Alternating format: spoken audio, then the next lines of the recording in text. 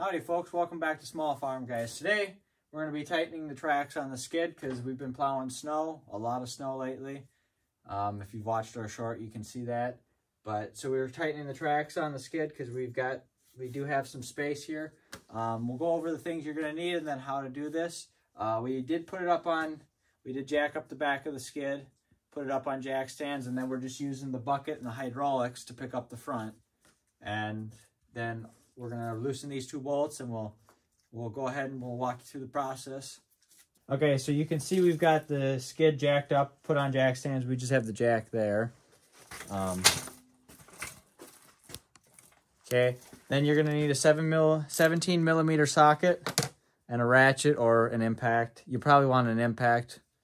You need so the spacing on the tracks that we'll show you this better in the video later on, but you want to have is between 0.8 inches and 1.2 inches, so that would give you 1 inch exactly. And this level happens to this plastic is actually 1 inch thick, so we're just using this as our guide for the amount of droop you still have left in your tracks. And then you're going to need your grease gun with a tube of grease.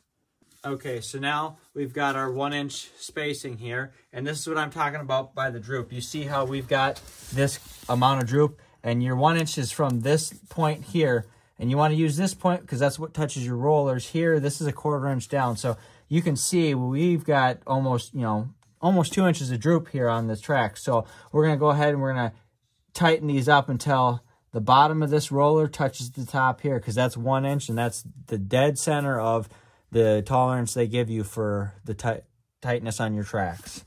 All right, so we already did step 1, which was put it on the jack stands and get the droop figured out here. Step 2 is we're gonna go ahead and use your 17 millimeter, and the bolts, some of them might be a little dinged up if you've been hitting rocks or whatever, but 17 millimeter, break them free here, you only need to take the one out and use the other one as like a little hinge, a pivot there. And then don't lose your bolt. Once you get in here, then we've got this is our little greaser, and what that is that's your tension unit. You push grease into a cylinder and it pushes your track over, and it pushes out your idler and adjusts the tension on your tracks. All right, so I just went ahead and cleaned up the grease off the Zerk here. So you're just gonna, pump your grease gun in there. This is the 1 inch side on our level, so we're gonna just stick this in there. And you want to try to center on the rollers, and we're trying to use 2 rollers to make sure it's nice and level. So then go ahead and you can just watch it pump up.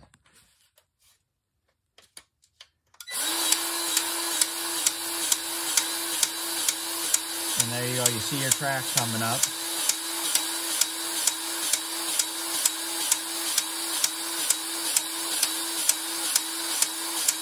So level still moves in there, so we're going to just... And this is where you want to start walking at 1 or 2 pumps at a time because it goes fast.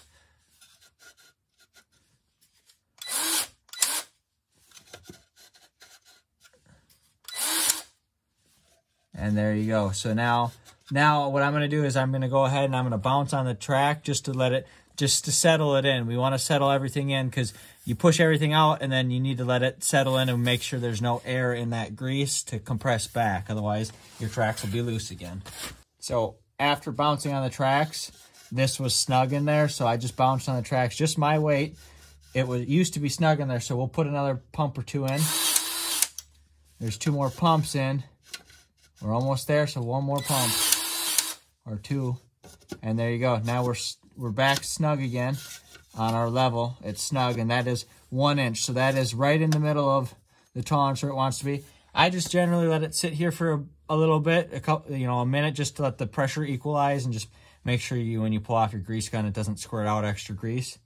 And then go ahead, reinstall your cover, and then you just have to take it off the jack stands. But that's how you tension the tracks on a Kubota SVL75-2. So if you like this video and you like our other Kubota videos, or you want to see our other Kubota videos, go ahead, like the video, comment, subscribe, and we'll see you in the next one. Go.